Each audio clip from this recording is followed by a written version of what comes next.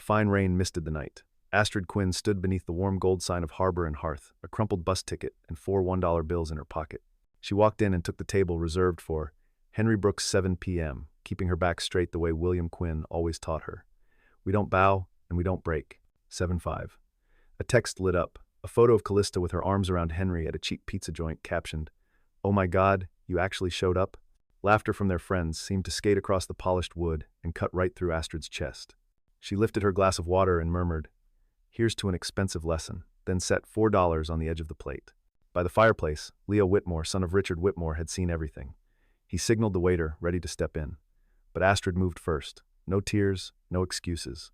Just a patched second-hand blouse, shoes that throbbed from walking 40 blocks, and a steady stride toward the rain. The waiter picked up the money. Under it lay a blank receipt with a hurried scrawl. "You don't need anyone's permission to deserve dinner, L."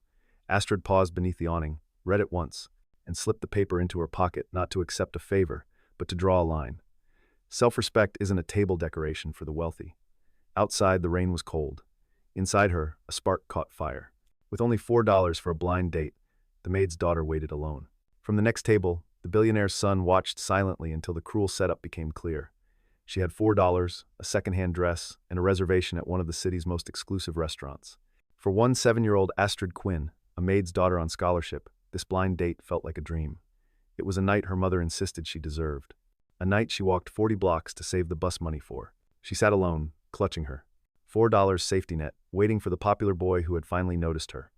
But this dream was a meticulously crafted lie. And as the minutes ticked by, another boy, a billionaire's son, watched from across the room, silently witnessing the exact moment her world would begin to unravel. And before I forget, I'd love to know where you're tuning in from. Leave a comment below, and I hope you enjoy what's next. The one 7-year-old girl had exactly $4 for her first blind date. Her mother, who was a maid, had insisted she go. "You deserve one nice night, Astrid," she had said, her voice warm. Astrid Quinn was not so sure. She stood outside the restaurant. It was called the Mariner's Table. Heavy wooden doors, gold lettering, soft light glowed from inside. It smelled like expensive wood and grilled fish. Astrid was 17. She was a scholarship student at Ridgeline Prep. The other kids at Ridgeway had drivers. Astrid took 2 buses. Tonight, she had walked. She had walked 40 blocks to save her bus money. The 4 $1 bills in her coat pocket were her only safety net. If he did not show up, she could at least buy a soda or maybe just take the bus home. She pushed the heavy door. A bell chimed soft and low. A hostess in a black dress looked up. "Good evening. Reservation." "Yes," Astrid said. Her voice almost cracked for 2 under Henry Brooks. The name felt strange on her tongue. Henry Brooks was a senior at Ridgeway. He was popular. He had never spoken to her, not once. Then last week, Callista Reed, the prettiest girl in their class, had smiled at her. "Henry Brooks thinks you're cute. Callista had said he's too shy to ask you himself. He wants to take you to the Mariner's Table." Friday, 7:00 p.m. It had felt like a dream. Maybe things were finally changing. "Right this way," the hostess said. Astrid followed her. The restaurant was quiet. People spoke in low voices. Silverware touched plates with gentle clicks. She smoothed the front of her dress. It was navy blue, simple. It had been a gift from her mother. Her mother worked for one of the wealthiest families in the city. The dress had belonged to the family's daughter. It was last season's style. Astrid's mother had been allowed to take it. It was the finest thing Astrid owned. But under the restaurant's gold lights, it felt like a costume, a poor copy. She felt every eye on her. She clutched her small purse. Inside was her wallet, and inside that, a small priest photo. It showed a young man in a soldier's uniform. Her grandfather, William Quinn. He was a legendary war veteran, a hero. He was the one who told her to apply for the scholarship. "You're a Quinn, Astrid Bear," he'd say, his voice rough. "We don't bow. We don't break. Hold your head high." She tried to do that now. The hostess led her to a small table. "Your date is not here yet," she said. "That's okay." "I'm a little early," Astrid said. It was 6:45 p.m. She sat down. The chair was covered in soft velvet. She put her purse in her lap. A waiter appeared. "May I start you with some water? Bottled or sparkling?" "Oh," Astrid panicked. "Bottled water cost money. Just tap water, please, with ice." "If that's okay." The waiter nodded, his smile tight. He walked away. Astrid felt her face burn. She stared at the empty chair across from her. "Please show up, Henry Brooks. Please be real." At a large table by the fireplace, Leo Whitmore stared at his water glass. He was also 17. He wore a blazer that cost more than Astrid's monthly rent. His father, Richard Harrington, sat across from him. Richard was talking to two men in suits. They were talking about mergers, shipping lanes, interest rates. They always talked about money. Leo felt the boredom deep in his bones. It was a cold, heavy thing. He was supposed to be here, supposed to be listening, supposed to be learning how to be a Whitmore. It felt like learning to be a ghost. His father was a billionaire. The Whitmore name was on museums, on libraries, on the side of the prep school Leo attended. He was trapped by a name he never asked for. Then he saw her walk in. He watched the hostess lead her to Ascension table. He knew her, not her name, but he knew her face. She was from his school, Ridgeline Prep. She was one of the scholarship kids, the ones who ate lunch fast and vanished. The ones who never spoke in class unless a teacher forced them. She was in his American history seminar. She always sat in the back by the window. She wore a simple blue dress. She looked terrified, but she also looked proud. She sat with her back straight. It was a strange, powerful mix. He watched her order water. Just tap. Water, please. He had never heard anyone order tap water here. His father always ordered sparkling water from Italy. Leo, are you listening? Richard Whitmore's voice was sharp. Yes, sir, Leo said. He looked back at his father. Shipping lanes. His father nodded, satisfied. He turned back to his guests. Leo's eyes drifted back to the girl. She was pretending to look at the menu, but her eyes kept flicking to the door. 15 minutes passed. It was 7 p.m. Astrid's tap water was gone. The ice had melted. She was afraid to ask for more. She checked her phone. No messages. She read the last message from Callista. He's so excited. Have fun. Astrid smiled at the message. It helped. It made it feel real. At 7:15 p.m., she sent a text to the number Callista had given for Henry Brooks. Hey, I'm here at the table. No reply. She folded her napkin in her lap, then unfolded it, then folded it again. A couple sat down at the table next to hers. They ordered a bottle of wine. They were laughing. Astrid felt very small. At 7:30 p.m., she called the number. It rang once, then went to voicemail. The person you are trying to reach has not set up their voicemail. A cold dread started in her stomach. The waiter came back. Is your party arriving soon, miss? We have a 7:30 reservation for this table. His smile was gone. Oh yes, I'm so sorry, Astrid said. He's running late. Tfik. I'm sure he'll be here any minute. The waiter sighed. Very well. He walked away. Leo watched. The waiter. He watched the girl's face. Her pride was cracking. He could see the panic in her eyes. Richard, one of the men said to his father about the new zoning. Leo tuned them out. He watched the girl. He felt a strange, cold anger. Don't do this, he thought. Don't be a jerk. Just show up. At 7:40 p.m., Astrid's phone buzzed. She grabbed it, relief washing over her. She opened the message. It was from Callista. It was a picture. Callista, Henry Brooks, and 3 other popular kids were crowded into a booth. They were at a pizza place. Henry Brooks had his arm around Callista. They were all laughing. Under the photo, a message. Oh my God, did you actually go? Claire's blood turned to ice. She could not breathe. Another message buzzed. We had to see if you'd do it. A maid's daughter at the Mariners table. That's so funny. Another Henry Brooks says, sorry, you're not my type. The restaurant sounds faded. The clinking glasses, the low voices. It all turned into a loud, humming static. She stared at the screen, at their laughing faces. Her eyes burned. She blinked hard. We don't bow, we don't break. Her grandfather's voice. She refused to cry. Not here. Not in this place. She straightened her spine. It was the only thing holding her up. She put the phone back in her purse. She did it slowly, carefully. Her hands were shaking, but she would not let them see. Leo watched her from across the room.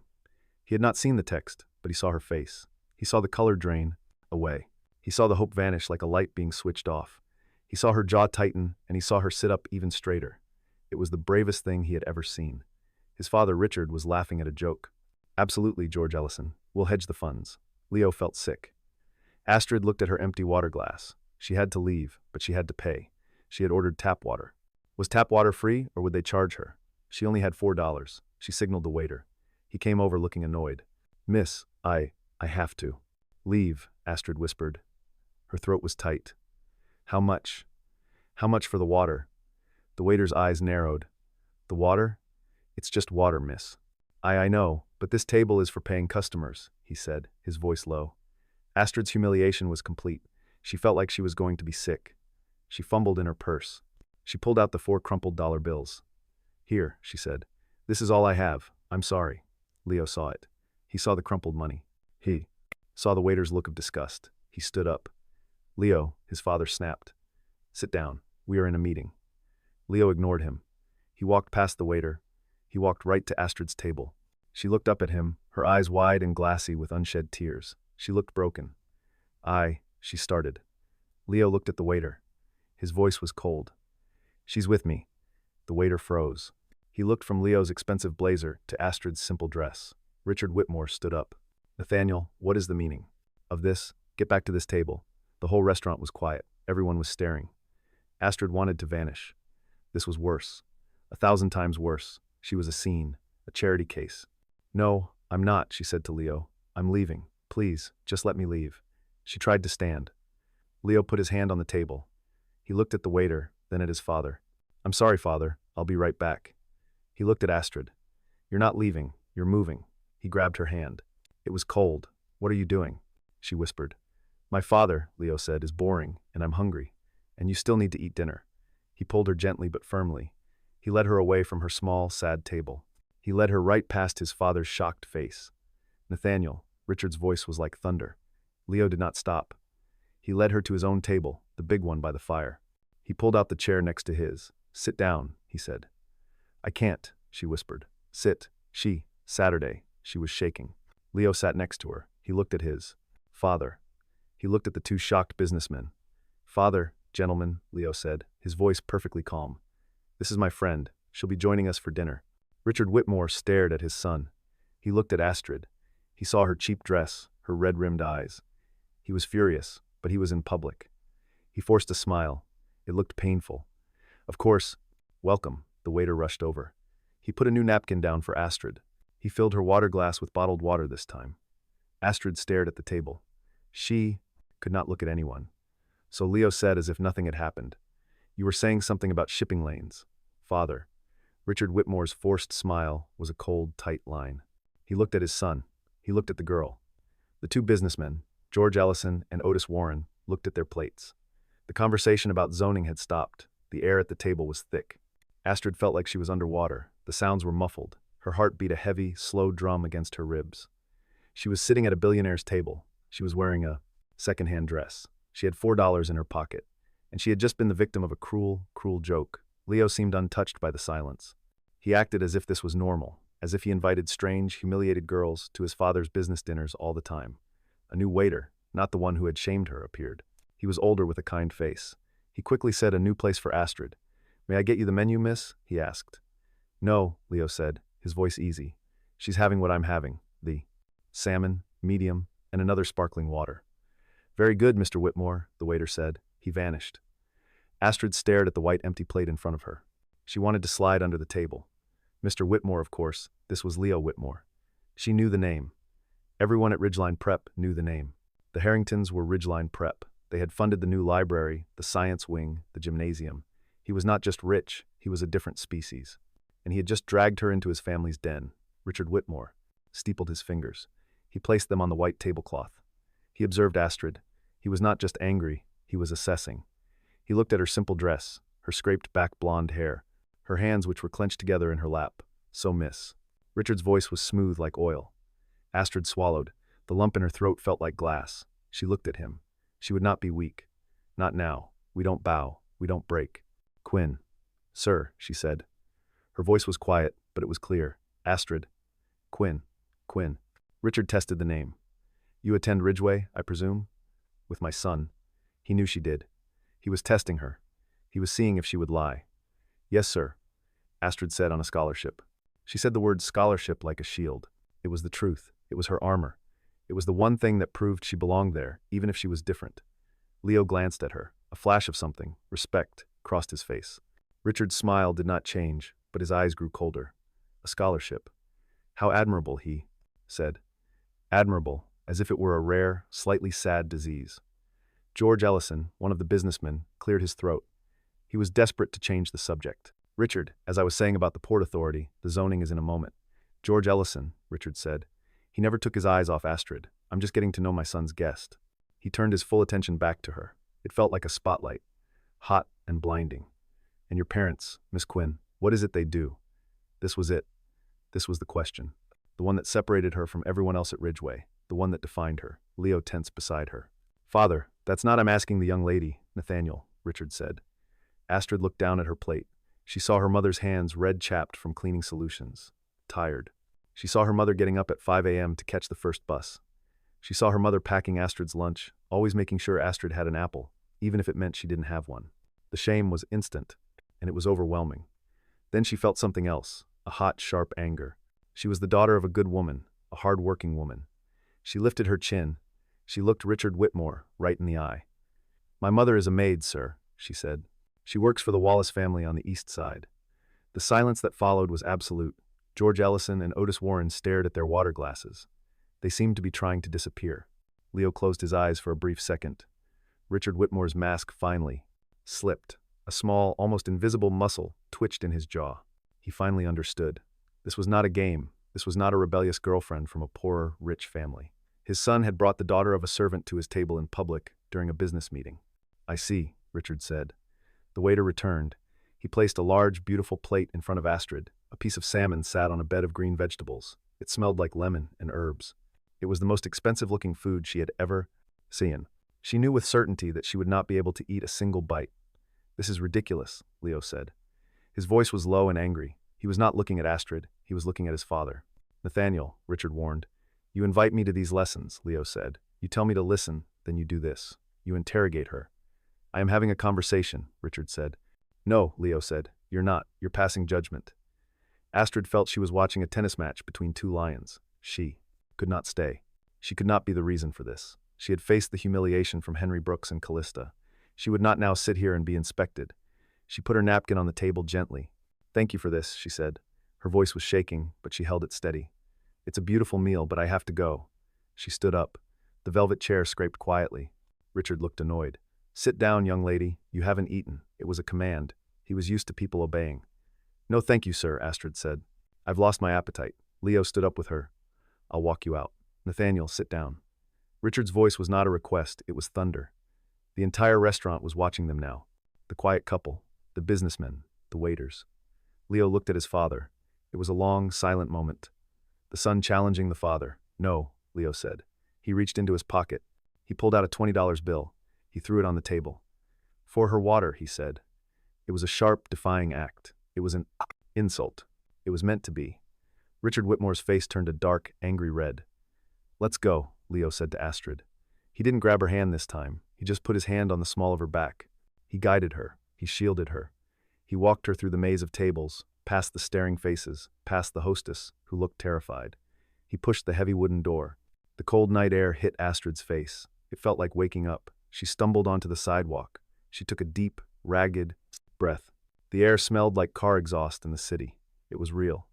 She was shaking, but it was not with fear anymore. It was with anger. A deep burning rage. She turned on him. "You shouldn't have done that," she said. Leo looked confused. "What? Get you out of there. All of it," Claire said. Her voice was low but fierce. "Sitting me at that table, the salmon, the $20. You didn't have to do that." "I was trying to help." Leo said he was defensive. "That waiter was. My father was. You made it worse." She said, "You made me a spectacle, your charity case. You brought the poor little maid's daughter to your father's table so you could feel good. So you could what? Rebel." Leo was stung. He had never been spoken to this way. "No, I saw you. They were horrible to you. They were horrible." Astrid agreed. "And I was handling it. I was going to leave. I was fine. Then you saved me. You know what you did? You just proved what they said, that I don't belong. I'd rather have left with my pride." "Your pride?" "Leo said they were making you cry." "I was not crying." She snapped. "And I had $4. I was going to pay for my water and leave." This stopped him. "You had $4. Yes, 4. And I was going to walk home, and it was going to be my story. My problem. You made it your story. You made me something to be passed between you and your father." She was so angry she could barely see straight. She clutched her small purse. "I don't need a Whitmore to save me," she said. She turned and began to walk. Fast. Her cheap shoes clicked on the pavement. "Wait," Leo called. "Where are you going?" "Home," she called back, not stopping. "It's late." "Let me get my driver. He'll take you." Astrid stopped. She spun around. The streetlight caught her face. She looked like a warrior. "No," she said. "No drivers. No Harringtons. No more. Stay away from me." She turned and started walking again. This time she ran. She ran until she turned the corner. She did not look back. Leo stood on the sidewalk for a long time. The cold wind felt strange. He was confused. He was angry. And more than anything, he was impressed. She was terrified, she was humiliated, but she was not weak. She had more strength in her small, shaking body than his father's two business partners combined. Stay away from me. He felt a strange pull. He wanted to do the exact opposite. He turned and walked back into the restaurant. The mood was ice. The businessmen, George Ellison and Otis Warren, were standing. They were finishing their drinks. "Richard, thank you for the meal." George Ellison said he was avoiding eye contact with Leo. "We is less than Unk is greater than LB in touch. We'll have our people call your people." "Yes, thank you," Mark said. They practically fled the restaurant. Now it was just father and son. The table was a wreck. Claire's untouched salmon sat between them. Leo's $20 bill was still on the table. Richard Whitmore slowly, deliberately picked up the $20 bill. He folded it. He tucked it into his son's jacket pocket. "A cheap gesture, Nathaniel," he said, his voice dangerously calm. "Never use your own money when mine will do." Leo sat down. He felt tired. She was being bullied. Richard agreed. He signaled the waiter. "Check, you agree?" Leo was shocked. Of course, those children who tricked her, vicious, tacky, knew money. "But that is not your concern." Richard leaned forward. "You will never ever embarrass me like that again. Do you understand?" "You were embarrassing her." Leo shot back. "Her, the maid's daughter." Richard almost laughed. "Do you have any idea what you've done? You brought that into a meeting, my meeting. You showed weakness. You showed sentiment. In business, sentiment is a cancer. You cut it out. It wasn't sentiment." Leo said it was decency. Richard's smile was thin. "Decency. Decency is a luxury we cannot afford, son. Not when we are building things. Let me teach you the real lesson. The world is built on power. The strong take. The weak are taken from. Your job, your only job, is to be strong. Your job is not to carry the weak on your back." He paused, his eyes drilling into his son, especially not her kind. Leo stared at his father. The gap between them felt vast. They were speaking two different languages. "Her name is Astrid Quinn," Leo said quietly. "It doesn't matter. Her grandfather is William Quinn." Richard paused. He was signing the credit card slip. His pen stopped moving. He looked up. The name registered, the war hero. The one from the 82nd. "Yes," Leo said. Richard finished signing his name. He kept his air. "Expensive pen. A pity. All that courage and it ends up in a maid, and a granddaughter who lets herself be the butt of a joke at a restaurant she can't afford." He stood up. "Stay away from her. Leo, I mean it. She is a distraction. She is trouble. She is beneath you." Leo said nothing. He watched his father walk away. He looked at the empty chair where Astrid had Saturday, her untouched plate. "Stay away from me. Stay away from her." It was the first time in his life that Leo Whitmore felt truly, deeply defiant. Astrid did not run for long. She ran until the burning in her lungs and the ache in her eyes forced her to stop. She leaned against a cold lamppost 2 blocks from the restaurant. She was in the rich part of town, the part she cleaned, the part she went to school in, the part where she would never ever belong. She took a breath and another. The night air was sharp. "We don't bow, we don't break. Hold your head high." Her grandfather's voice, it was her bedrock. She stood up straight. She had 40 blocks to walk. She had walked it before. She would walk it again. She clutched her purse. The $4 were still inside. She had not spent them. She had not taken the billionaire's charity. She had not eaten their food. She had walked out. She put one foot in front of the other. The city changed around her. The quiet tree-lined streets with their wide, glowing windows turned into avenues. The avenues turned into crowded, noisy streets.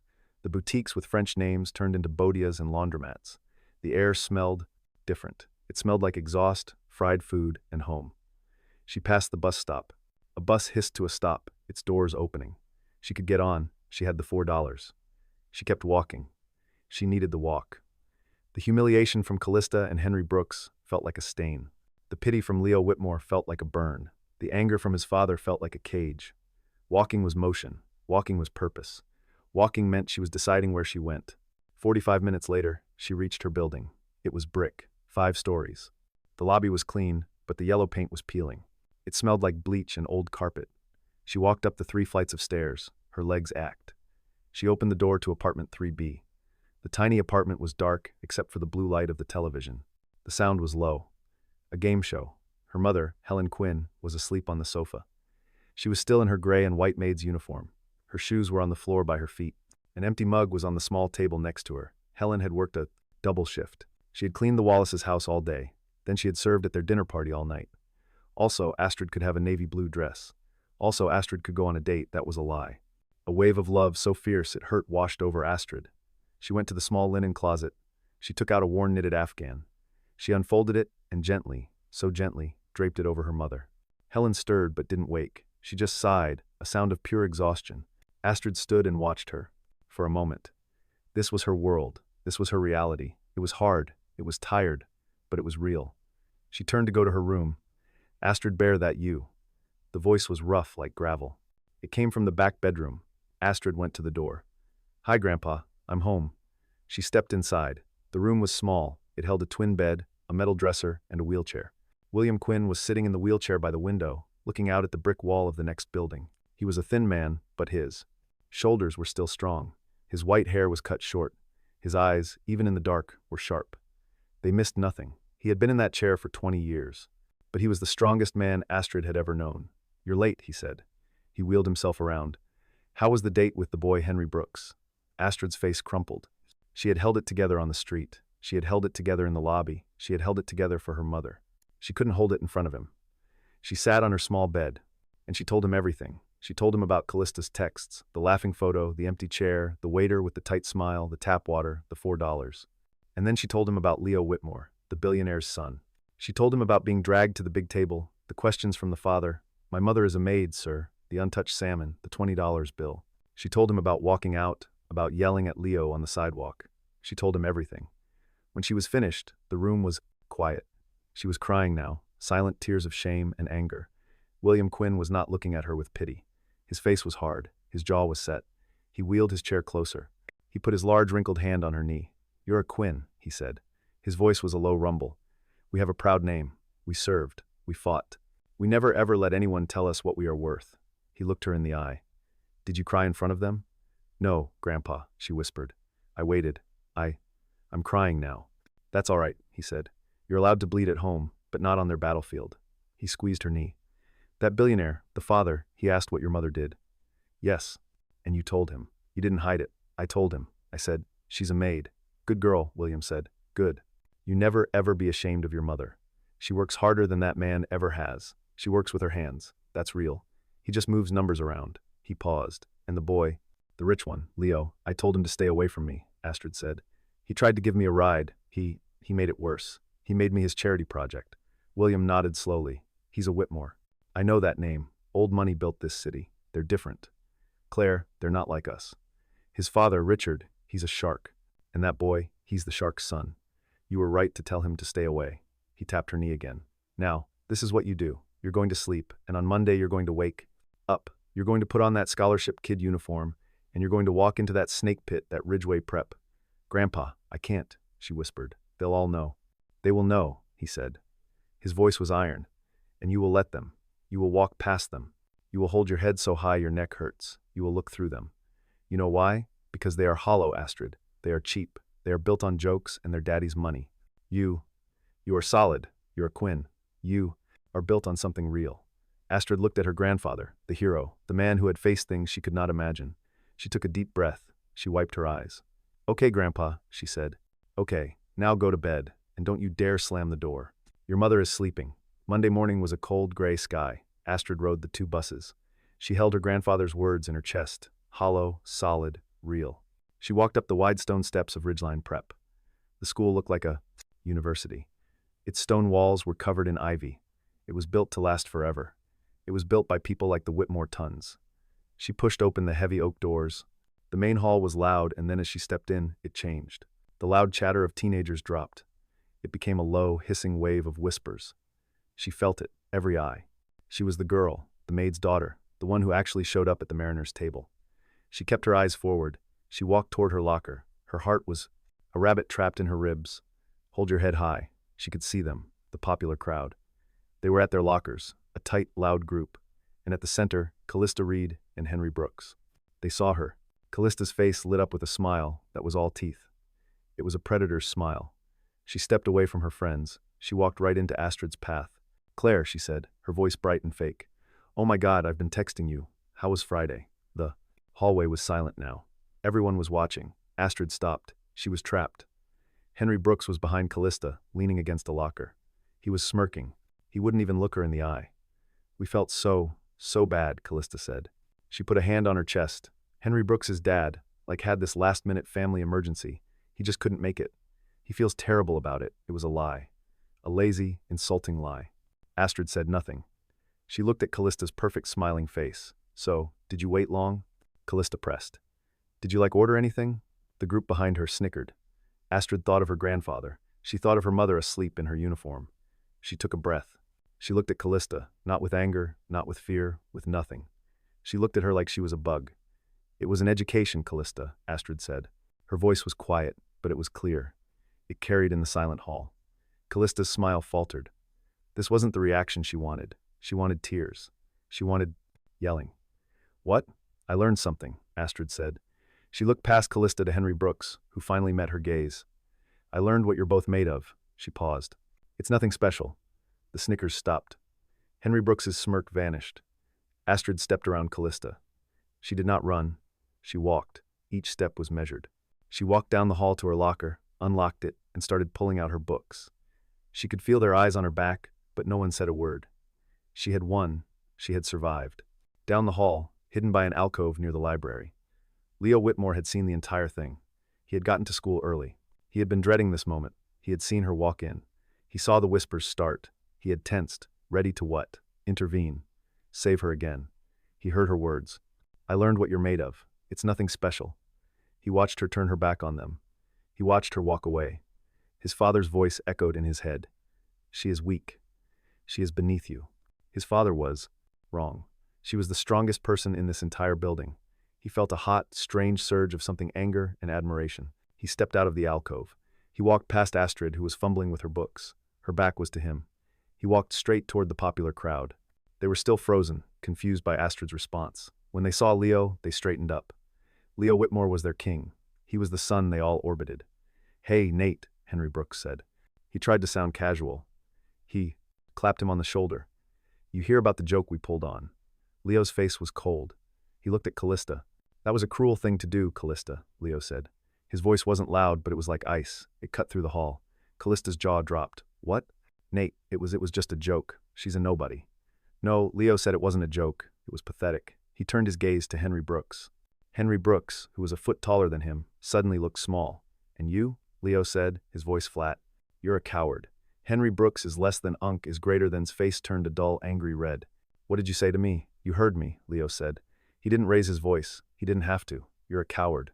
You let her do your dirty work, and you humiliated a girl who did nothing to you. He looked at the group. All of you. It was pathetic. Leo didn't wait for an answer. He turned and walked away toward his homeroom. The social order of Ridgeline Prep had just cracked wide open. The king had just defended the scholarship girl. At the end of the hall, Astrid had heard it. She had heard every word. She turned, her history book clutched to her chest. She watched Leo's back as he disappeared into a classroom. He had done it again. He had defended her, but this time it wasn't a rescue. It was an alliance. She was confused. She was angry. And she was for the first time a little bit afraid of what he had just done. He had painted a target on both of their backs. The rumor of what Leo Whitmore had done in the main hall spread through Ridgeway Prep faster than fire. By lunchtime, the school was split.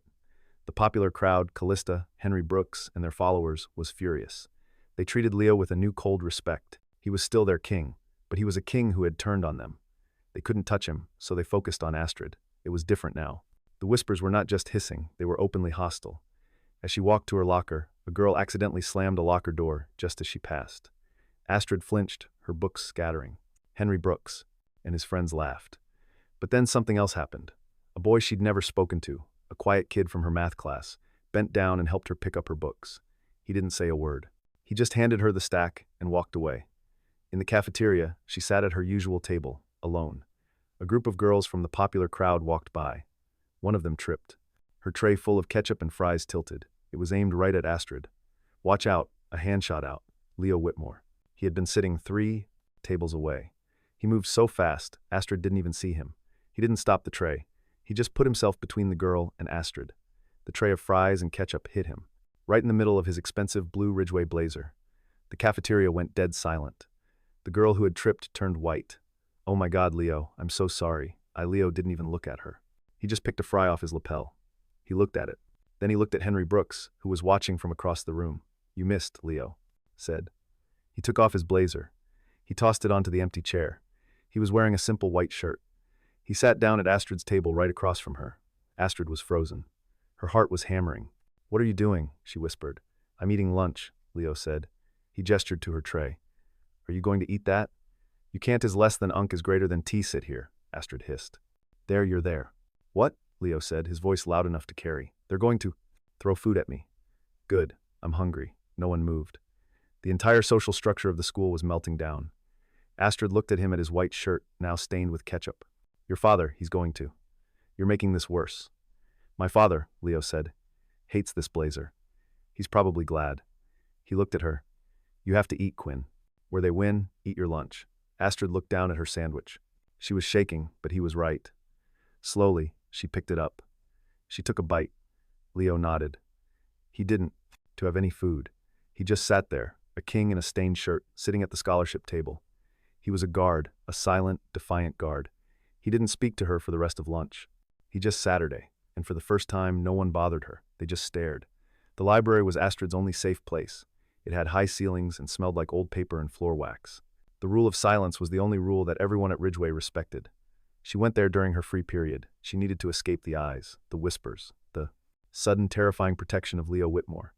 She hid in the American history aisle. She was working on a paper. She needed a book from the top shelf, The Great Gatsby. She stood on her toes, her fingers just brushing the spine. It was a book about a poor man staring at a rich girl across the water. It felt too real. A hand reached over her head. It was long with a simple, expensive watch on the wrist. It wasn't Leo. She turned. It was a teacher, Mr. Bennett, her American history teacher. He was a young, sharp man who loved debates. "Fitzgerald," he said, handing her the book. A classic. He understood money. "Thank you, sir," Astrid said, taking it. Mr. Bennett leaned against the shelf. He crossed his arms. "You've had a rough couple of days, Miss Quinn." Astrid tensed. "I'm fine, sir." "You are?" he agreed. "You're one of my best students. You have a voice, a real one. Don't let these children take that from you. I'm trying. I know. I also know that Mr. Whitmore has appointed himself your bodyguard." Astrid blushed. "I didn't ask him to." "He doesn't seem like the kind of person who waits for permission," Mr. Bennett observed. "It's interesting." He smiled, a small, quick smile. "It's all very Gilded Age. The new money, the old money, and the scholar. You three could be a novel." He was talking about her, Leo, and Callista. "I just want to be left alone," Astrid said. "That's the one thing you won't be, I'm afraid," Mr. Bennett said. "Not anymore. But you're not alone in the other sense either. The faculty, we see. What's going on? We know who you are. Keep your head up and keep handing in good work." He nodded and walked away. Astrid stood there clutching the book. He hadn't pitted her. He had encouraged her. He had called her a scholar. She felt a small, hard kernel of hope. That afternoon, Astrid was called to the headmaster's office. This was it. Her scholarship, her mother's job. It was all over. Her grandfather's words, "Hold your head high." She held on to them like a life raft. She walked in. Mr. Carver was a thin man with a kind, worried face. "Miss Quinn, please sit. You are not in trouble," he said immediately. Astrid Saturday. She didn't believe him. I have had a very clear communication from Mr. Richard Whitmore." Astrid's blood ran cold. "The father, the shark. He wants me expelled, doesn't he?" She said it wasn't a question. "What? No." "Good heavens, no." Mr. Davies looked genuinely shocked. "Quite the opposite. Mr. Whitmore," he was very clear. "He is displeased with me. No, Miss Quinn, with the situation, with Miss Reed, with Mr. Fletcher, with the disruption to his, how did he put it? The school's academic atmosphere." Davies folded his hands on his desk. "Mr. Whitmore called me this morning. He said, and I quote, 'That Quinn girl is on a full scholarship for a reason, to see to it that she is left alone to do her work.' He has made it abundantly clear to the entire board, including Mrs. Reed and Mr. Fletcher's parents, that any further harassment of you will be met with his full displeasure." Astrid was stunned. He's protecting me." "Mr. Whitmore is not protecting you, Miss Quinn," Mr. Davies said gently. He looked sad. "He is protecting his son. He is protecting the school's reputation. He is cleaning up a mess. He does not want a scandal. He does not want his son distracted by this. He meant her. She was this. You are in effect to be left alone." The headmaster continued by everyone, "Consider yourself in a very strange, very safe, very cold bubble." Astrid left the office. She walked through the halls. It was true. The whispers stopped. People looked at her, then quickly looked away. They were afraid. She wasn't being expelled. She was safe. It was the most humiliating feeling of all. She was not a person. She was a problem that Richard Whitmore had solved. He had insulted her. He had dismissed her. And now, with a single phone call, he had put her in a glass case. She felt like one of the butterflies pinned to a board in the science lab. The next day in American history seminar, Mr. Bennett was grinning. All right, class, time for the final project. This will be 40% of your grade. A 20-page paper and a 30 in-up presentation. The topic: class and conflict in modern America. A collective groan went up, and Mr. Bennett said, his grin widening. You will be working in pairs. I have chosen the pairs to encourage new perspectives. He posted the list on the overhead projector. The class leaned in. Astrid scanned the list. More Callista and Fletcher. Henry Brooks, of course. Then she saw her name: Quinn, Astrid, and Whitmore. Leo. She stopped breathing. It had to be a mistake, a cruel joke. She looked across the room. Leo was already looking at her. His face was a mask of cold fury. He was not looking at her. He was looking at Mr. Bennett. He knew this was not an accident. This was Mr. Bennett, the teacher who loved interesting Gilded Age novels, throwing a match on the gasoline. The bell rang. The class erupted. Students moving to find their partners. Astrid was frozen. Leo stood up. He slung his bag over his shoulder. He walked over to her desk. The students streaming out of the room gave them a wide berth. They were the two poles of the new Ridgeway universe. He thinks he's clever, Leo said. His voice was tight. This is impossible, Astrid said. She felt sick. Your father? I'm supposed to be left alone. Leo's eyes narrowed. My father. He called the school, didn't he? He told them to make everyone stop. He's handling it, Leo said. He kicked at a desk. He was furious. He's putting out the fire. He's trying to control me, and Mr. Bennett is fighting back, Astrid whispered. Looks like it, Leo. He ran a hand through his hair. Look, I don't care about my father, about Harrison, about any of them, but I do care about the 40%, and so do you. He was right, her scholarship. She could not get a B. I can't go to your house, she said immediately. I wouldn't ask you to, he said. My father, it wouldn't be good, and you can't come to mine, she thought, of the tiny apartment. Her mother on the couch, her grandfather in the wheelchair. The shame was instant and hot. Fine, Leo said. The public library downtown Saturday, 10 a.m. We'll plan the whole thing. We'll get it done fast. He looked at her. We're partners, Quinn. That's all.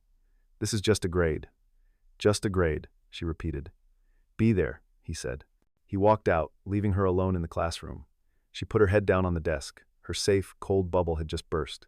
Her number one enemy had just made her safe, and her only ally was now her project partner. Her grandfather's voice came back to her. You're a Quinn. You're solid. You're real. She stood up. She packed her bag. She would go to the library. She would get her A, and she would never ever speak to Leo Whitmore again after it was done. Saturday was bright and cold. The downtown public library was a huge old building made of marble. It was a palace for everyone. Astrid arrived at 9:55 a.m. She found a large oak table in the main reading room. The ceiling was painted with clouds. The only sound was the rustle of newspapers and the quiet thud of books being closed. Leo arrived at 10 a.m. on the dot. He did not look like a Ridgeway prep student. He wore simple jeans, a gray sweater, and a plain black coat.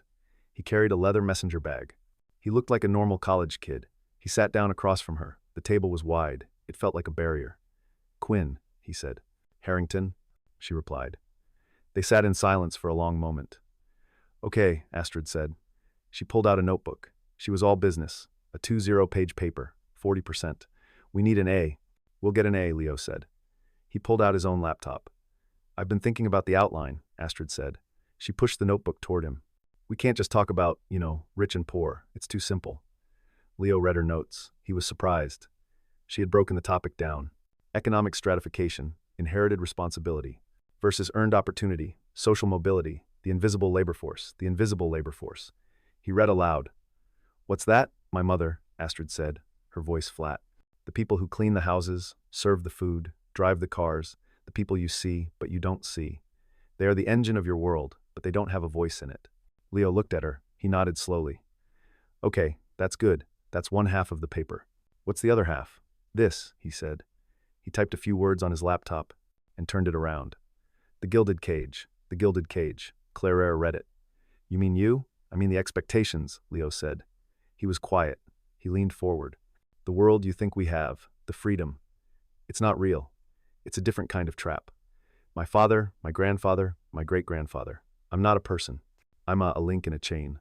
My entire life is planned. The school, the university, the company I'll run, the woman I'm supposed to marry.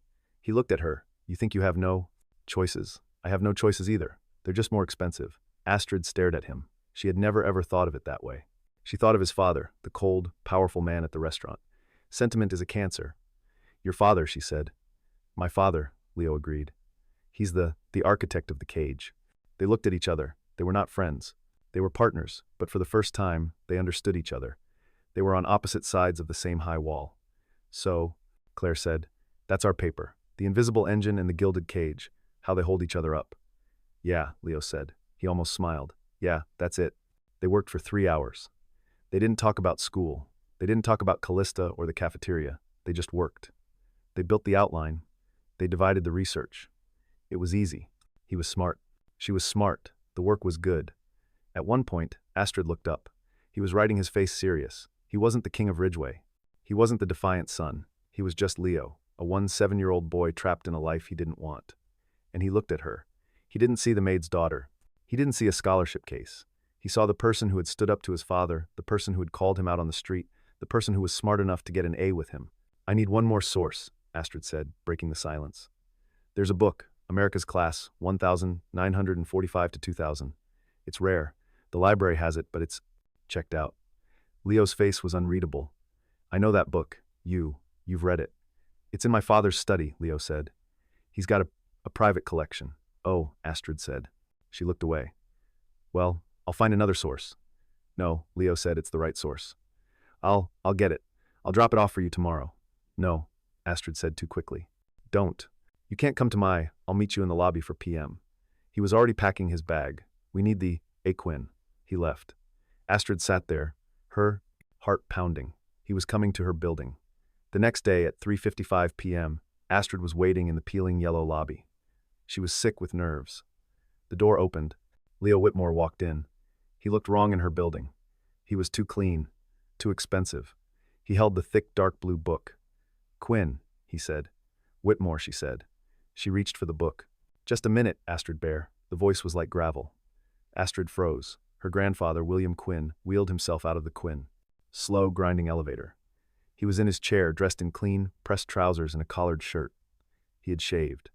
He rolled to a stop between Astrid and Leo. He looked up at the boy. William was thin, but his presence filled the lobby. Grandpa, Astrid whispered, this is Leo. He's my project partner. William looked at Leo. He looked at him for a long, hard 10 seconds. He was not looking at a boy. He was looking at a man. He was assessing him.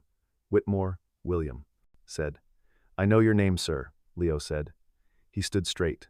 He did not look away. You're Richard Whitmore's son, William stated. Yes, sir, I am. I knew your grandfather, William said. We served on a board together years ago. Before this, he tapped the arm of his chair. He was a tough man, but he was fair. So, I've been told, sir, Leo said. William nodded. You brought Astrid a book. Yes, sir, for our project. Leo held it out. Astrid reached for it, but William put his hand up. Wait. William looked at Leo again. You're the one, the restaurant, and the school. Leo didn't answer. You took a tray of food for my granddaughter, William said. Leo's face was unreadable. Ah, yes, sir. Why? Leo was silent. He looked at Astrid, then back at William. Because, sir, it was wrong what they were doing. It was pathetic. He used his own word. William stared at him. The old man's eyes were sharp. They saw everything. You're right, William said. It was, but you embarrassed your father. You stood against your own people. They're not my people, sir, Leo said quietly. The lobby was silent. William Quinn held out his hand. Give me the book, son. Leo placed the heavy book in the old soldier's hand. William held it. Then he held it out to Astrid. Take the book, Astrid Bear. You and this boy, you go get that. He looked back at Leo. Thank you for the book, Mr. Whitmore. And thank you for your decency. He turned his wheelchair. My ride is here. Claire, I'll see you at dinner. He wheeled himself out the front door, leaving Leo and Astrid alone. Leo let out a breath he didn't know he was holding. He had just been tested, and he had somehow passed. I have to go, Astrid said. She clutched the book. Right, Leo looked at her. I'll see you in class. He walked out. Astrid watched him go. He was the son of a shark, but he was the grandson of a fair man, and he had just earned the respect of a hero. The day of the presentation, the air in Mr. Bennett's class was thick. Callista and Henry Brooks had just finished. Their presentation was all bright colors and shallow quotes. They talked about how anyone can make it in America. It was hollow. Thank you, Mr. Bennett said, his voice flat. Next, Mr. Whitmore, Miss Quinn. They walked to the front. Astrid's heart was a drum. Leo looked calm. Then she saw him in the back row sitting in a student desk, Richard Whitmore. He was in a perfect dark suit. He was watching. His face was stone. Astrid felt sick. This was a trap. Leo caught her eye. He gave her a small, almost invisible nod. We don't bow. Astrid took a breath. She turned to the class. Our project, Astrid began, her voice clear, is class and conflict in America? But it's not about what you think. It's not just about rich and poor. She started. She spoke about the invisible engine, the millions of people like her mother who wake up at 5 a.m., the ones who clean the schools, the ones who serve the food. She used statistics. She showed pie charts. She wasn't angry. She was factual. She spoke of a world that existed in the shadows of Ridgeline Prep, a world of work, of honor, of exhaustion. The class was silent.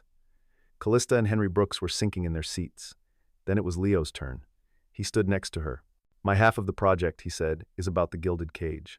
He never looked at his father. He looked at the class. He spoke about the burden of a name of expectations set at the blank, birth. He talked about a world where choice is an illusion, where your only job is to become a copy of your father. He spoke about sentiment being a cancer, about decency being a luxury. His father's face did not move. He just watched his son. The conflict, Leo said, is that both of these worlds are real, and they are both traps, and they both rely on each other to exist. The cage, he gestured to himself, is built and polished by the engine. He gestured to Astrid. Astrid spoke the final line. The question isn't who is right.